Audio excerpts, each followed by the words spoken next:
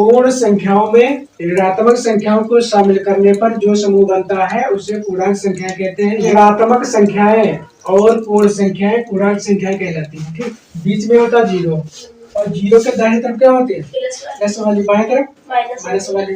देखो सिर होता है बीच में, तो बीच में क्या हो जाएगा जीरो हो जाएगा। ये दाहिना हाथ है तो दाहिने हाथ तरफ की संख्या कैसी हो जाएगी, ये दाहिना हाथ है ये बायां हाथ है। ठीक, तो दाहिने हाथ की तरफ की संख्या हो जाएगी प्लस वाली और बाएं हाथ की तरफ संख्या हो जाएगी माइनस वाली। और इसमें से करना है, ये देखो जीरो है, ये हम खड़े यहाँ पर है, बीच में ये जीरो है, जीरो के इधर वाला दाहिना हाथ है ना ये इधर, तो इधर की संख्या हो जाएगी प्लस वाली, कहाँ तक हो जाएगी अनंत हो जाएगी। अब ये इधर ये बायां हाथ है तो इधर वाली संख्या हो जाएगी माइनस वाली, कहाँ तक हो जाएगी ये हो जाएगी अनंत तक। समझ में आए? अच्छा, एक और प्रश्न पूछा जाता है कि ऐसा कौन सा नंबर है जो न तो ऋणात्मक होता है न धनात्मक होता है, मतलब न तो माइनस का होता है न प्लस का होता है।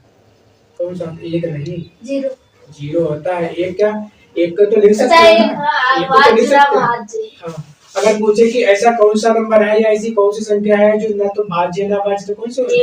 एक हो जाएगी। पहला प्रश्न दिया है 15 का योगात्मक प्रतिलोम। तो योगात्मक मतलब क्या होता है?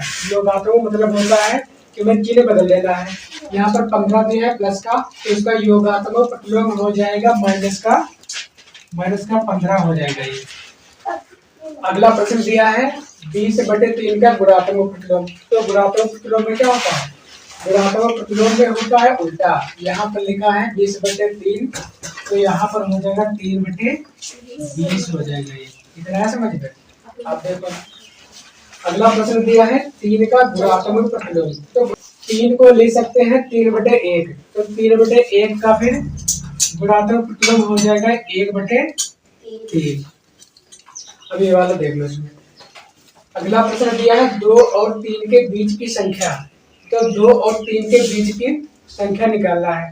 तो बीच मतलब क्या होता है, इन दोनों को हमें जोड़ देना है। तो 2 और 3 को जोड़ेंगे, बीच की पूछ रहा है तो दोनों को जोड़ देंगे। 2 + 3, दोनों को जोड़ करके 2 से भाग कर देना है। 2 और 3 हो जाएगा 5, 5 के बटे में हो जाएगा 2।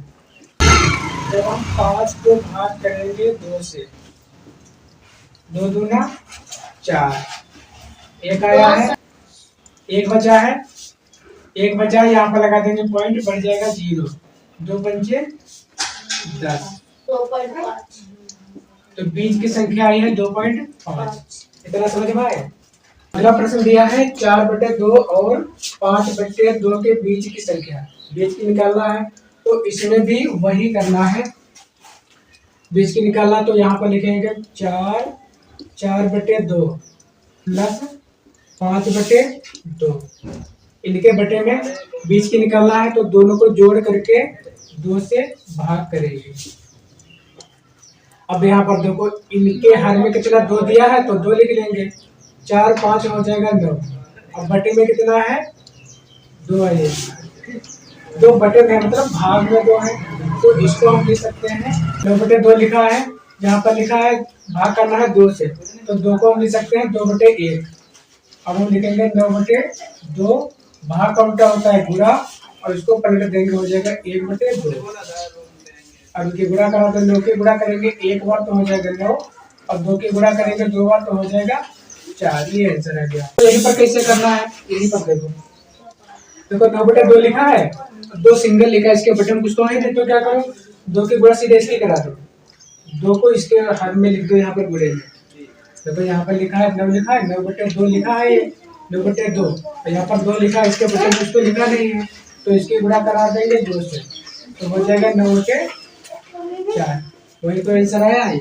अगला प्रश्न दिया है 5 और 10 के बीच की 4 परिमेय संख्याएं निकालना है। तो कैसे निकालना है ये ध्यान दो, इसको में निकालना है। देखो ये लिखे 4 परिमेय संख्या निकालना है, तो 4 में हम जोड़ देंगे 1, 4 में जोड़ेंगे 1 तो कितना होगा 5 हो गया, तो यहाँ पर हम लिख लेंगे 5।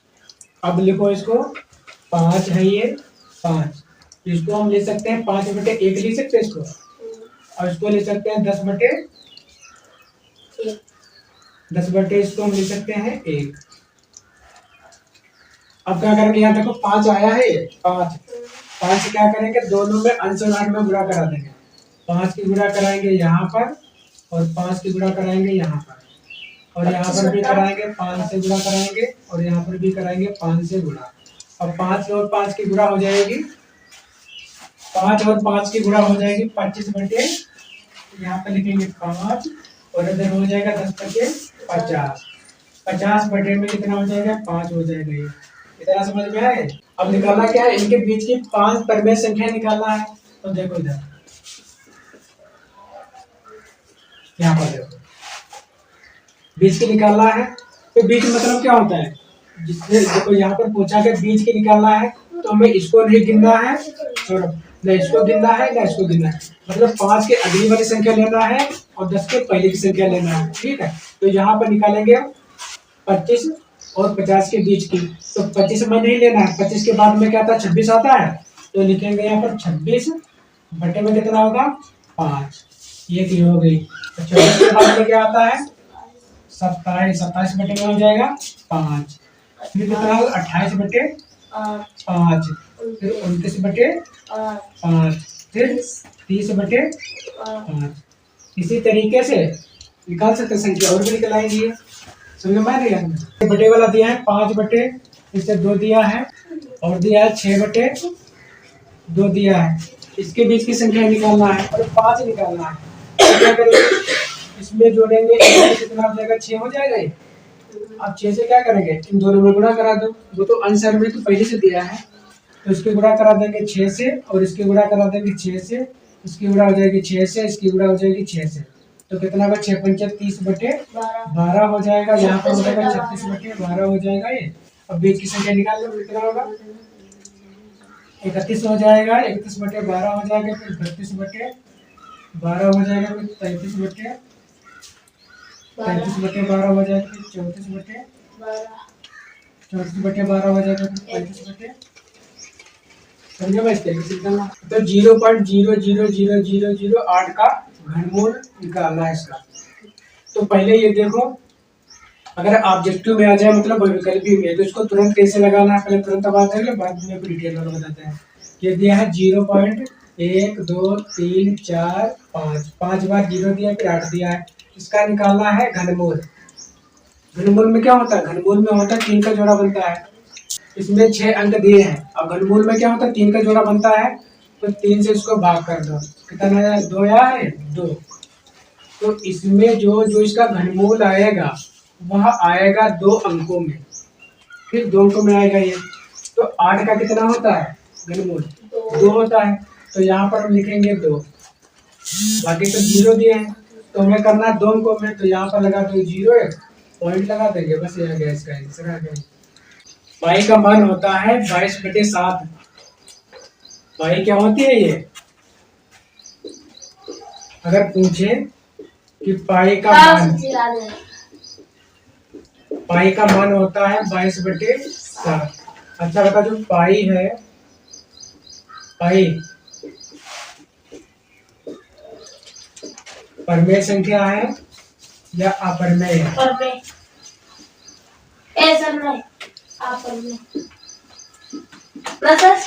तो ये हो जाएगी अपरमेय। पाई अपरमेय संख्या है, ये भी पूछा जाता है, 9th स्कूल में क्वेश्चन जाता है। प्राकृतिक संख्या लिखाओ या प्राकृतिक लिखाओ, एक ही बात होता है। तो प्राकृतिक संख्या होती क्या है, गिनती की सभी संख्याएं प्राकृतिक संख्या कहलाती है। जैसे 1 2 3 4 5 6 7 8 अनंत तक हो जाएंगी। अगर पूछे कि सबसे छोटी प्राकृतिक संख्या कौन सी है, तो कौन सी होती है, 1 होती है। पूछे कि सबसे बड़ी प्राकृतिक संख्या, अनंत हो जाएगी। पूर्ण संख्याएं किसे कहते हैं, पूर्ण संख्याएं। 0 से 0 2 3 4 परिभाषा बताओ, अगर पूछे तो। हाँ, तो उसमें क्या करते हैं संख्या। अरे इसमें ऐसे याद करो, हम बता दो दूसरी परिभाषा। 0 सहित सभी प्राकृतिक संख्याओं को पूर्ण संख्याएं कहते हैं। देखो प्राकृतिक संख्या क्या होती है, प्राकृतिक संख्या हो जाएगी हमारी 1 2 3 4, ये हो जाएंगे अनंत, ठीक है। और फिर ये पूर्ण संख्या क्या हो जाएगी? पूर्ण संख्याओं की परिभाषा है प्राकृतिक संख्याओं के समूह में जीरो को शामिल करने पर जो समूह बनता है उसे पूर्ण संख्याएं कहते हैं। ठीक, या ये भी ले सकते हो या ये भी ले सकते हो कि जीरो सहित सभी प्राकृतिक संख्याओं को पूर्ण संख्याएं कहते हैं। जीरो सहित सभी प्राकृतिक संख्याओं को पूर्ण संख्याएं कहते हैं। तो प्राकृतिक संख्या होती क्या है? ये है प्राकृतिक संख्याएं, ये अनंत का है। परिभाषा क्या है? प्राकृतिक संख्याओं जीरो सहित सभी प्राकृतिक संख्याओं को, तो इसमें जीरो शामिल कर लो। ये क्या हो गई? ये हो गई पूर्ण संख्या हो गई। समझ में आए? अब पूर्णांक संख्या देखो, ये बीच में जीरो लिखा है, एक तरफ प्लस वाली। अगर पूर्णांक संख्या की परिभाषा पूछे तो क्या बताना है? उसमें ये बताना है पूर्ण संख्याओं के समूह में ऋणात्मक संख्याओं को शामिल करने पर जो समूह बनता है उसे पूर्णांक संख्याएं कहते हैं। समझ में आए? देखो, प्राकृतिक संख्या गिनती की सभी संख्या प्राकृतिक संख्याएं कहलाती हैं, और प्राकृतिक संख्याओं के समूह में अगर हम जीरो को शामिल कर देते हैं तो वो संख्या पूर्ण संख्या बन जाती है। समझ में आया? या जीरो सहित सभी प्राकृतिक संख्याओं को पूर्ण संख्याएं कहते हैं। समझ में आए? और इसकी परिभाषा क्या है? जोड़ करके पूर्ण संख्याओं में ऋणात्मक संख्याओं को शामिल करने पर जो समूह बनता है उसे पूर्णांक संख्या कहते हैं। ऋणात्मक संख्याएं और पूर्ण संख्याएं पूर्णांक संख्याएं कहलाती हैं। ठीक, बीच में होता जीरो, और जीरो के दाहिनी तरफ क्या होती है? प्लस वाली, बाएं तरफ माइनस वाली। हमें देखो सिर होता है बीच में, तो बीच में क्या हो जाएगा? जीरो हो जाएगा। ये दाहिना हाथ है, तो दाहिने हाथ तरफ की संख्या कैसी हो जाएगी? ये दाहिना हाथ है, ये बायां हाथ है। ठीक, तो दाहिने हाथ की तरफ की संख्या हो जाएगी प्लस वाली, और बाएं हाथ की तरफ संख्या हो जाएगी माइनस वाली। और इसमें इसे करना है, ये देखो जीरो है, ये तो हम खड़े यहाँ पर हैं, बीच में ये जीरो है, जीरो के इधर वाला दाहिना हाथ है ना, ये इधर, तो इधर की संख्या हो जाएगी प्लस वाली, कहाँ तक हो जाएगी? अंदर हो जाएगी। अब ये इधर, ये बायां हाथ है, तो इधर वाली संख्या हो जाएगी माइनस वाली, कहाँ तक हो जाएगी? ये हो जाएगी अनंत तक। समझ में आए? अच्छा, एक और प्रश्न पूछा जाता है कि ऐसा कौन सा नंबर है जो न तो ऋणात्मक होता है न धनात्मक होता है, मतलब न तो माइनस का होता है न प्लस का होता है। कौन सा? एक नहीं, जीरो होता है। एक क्या? एक को तो लिख सकते हैं ना, एक को तो लिख सकते हैं। हाँ, अगर पूछे कि ऐसा कौन सा नंबर है या ऐसी कौन सी संख्या है जो न तो भाज्य न भाज्य, तो कौन सी? एक हो जाएगी।